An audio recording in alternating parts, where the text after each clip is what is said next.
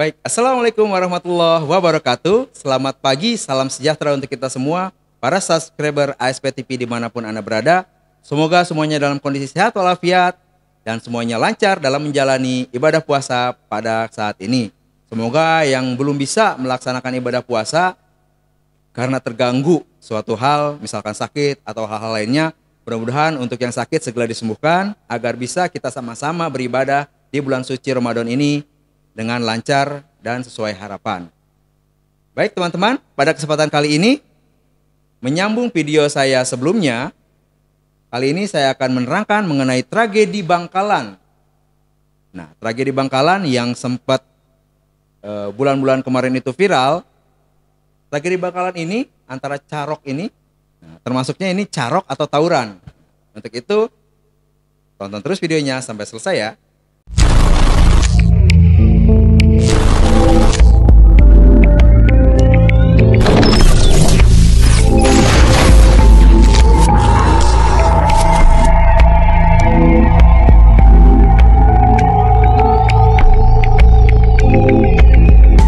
Kita mulai untuk cerita tragedi Bangkalan tersebut. Nah, mungkin sebagian dari teman-teman subscriber ASP TV sudah mengetahui mengenai tragedi Bangkalan ini. Namun untuk yang belum mengetahui akan saya jelaskan atau saya ceritakan sedikit kronologis kejadiannya. Kejadian tersebut awalnya ditengarai dari perselisihan antara Hasan Basri dengan Mat Terdam dan Mat Tanjar. Awalnya Hasan Basri ini akan pergi ke masjid untuk melakukan tahlilan. Nah, di jalan ada yang berkendara motor yaitu Mat Tanjar dan Mat Terdam menggunakan motor dengan kecepatan yang lumayan dan menembakkan lampu motornya ke Hasan Basri. Entah itu disengaja atau tidak, tetapi pada saat itu Hasan Basri menutup matanya dan menyapa justru. Mau kemana bang gitu, atau mau kemana mas? Nah, dengan bahasa Madura di sana ya. Tapi Mat Tanjar dan Mat Terdam merasa singgung, entah itu terdengarnya apa atau apa gitu ya.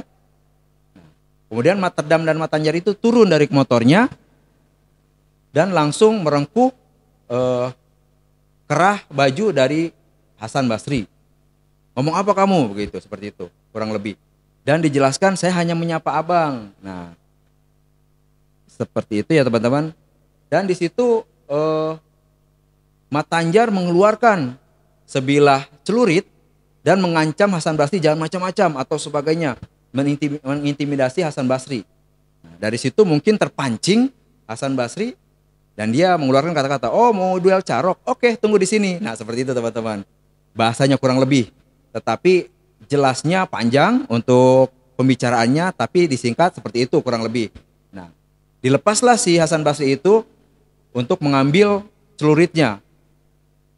Karena merasa tertantang si Mat Tanjar ini, yang kebetulan Mat Tanjar ini di daerahnya merupakan orang yang disegani atau yang ditakuti lah.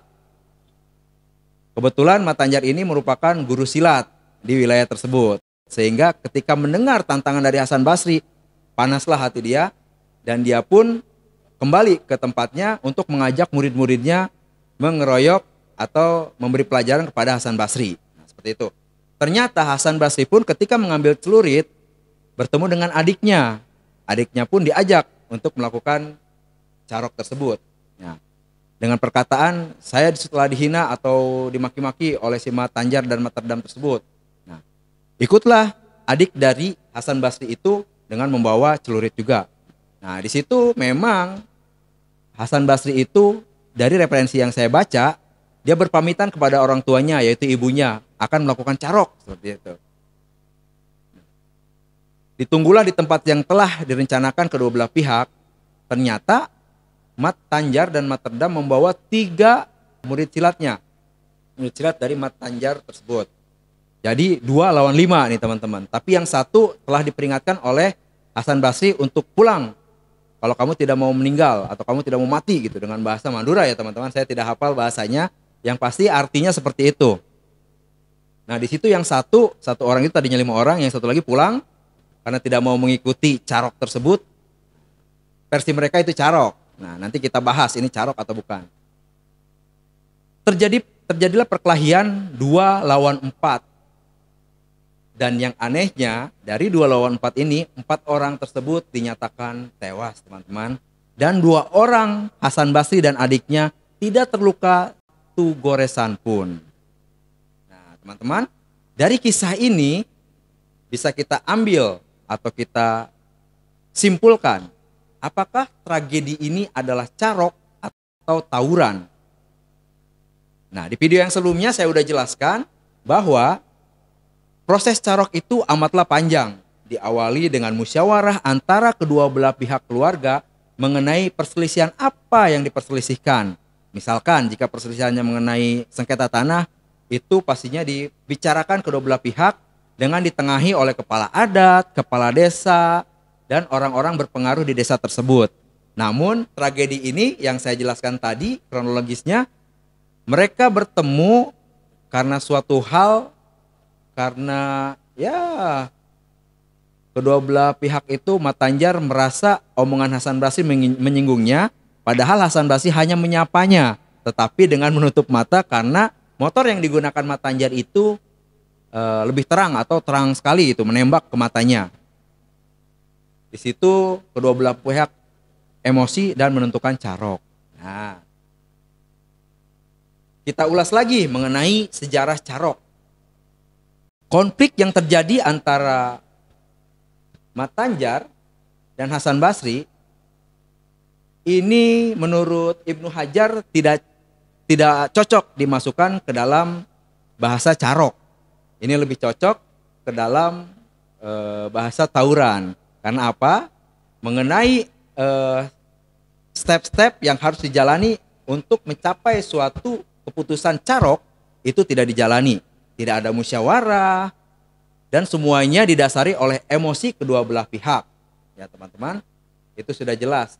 Karena adanya carok itu merupakan hal terakhir yang dilakukan oleh kedua belah pihak ketika segala jalan musyawarah atau perdamaian tidak didapatkan.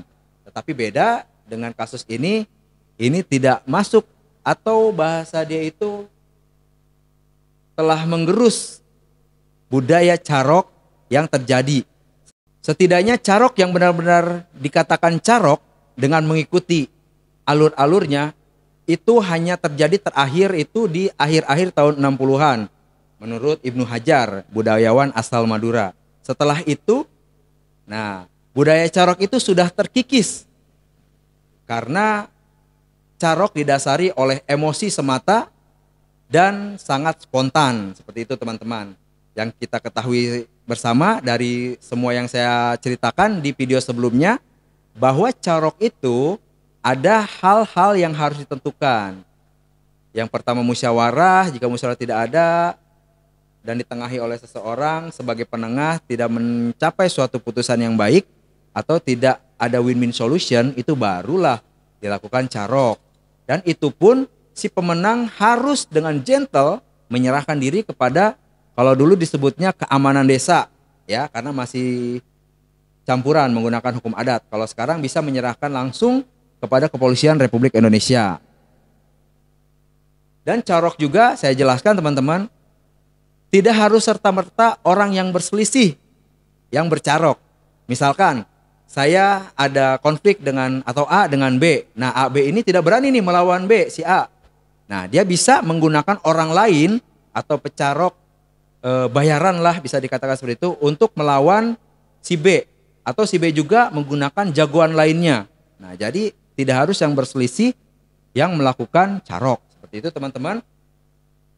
Nah, kejadian Hasan Basri ini karena telah menewaskan 4 orang kakak beradik ini, kebetulan untuk ancaman hukumannya sesuai dengan penelitian yang saya jelaskan di video sebelumnya, yaitu dijatuhi ancaman pasal 340 atau pembunuhan berencana.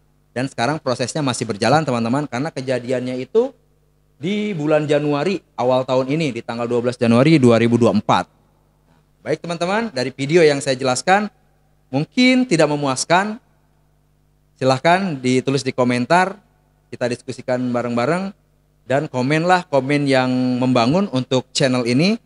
Semoga apa yang saya sampaikan bisa menjadi tambahan ilmu bagi teman-teman dan bisa bermanfaat untuk saya dan teman-teman pastinya. Terima kasih atas segala perhatiannya. Assalamualaikum warahmatullahi wabarakatuh. ASP Lombok, ayo!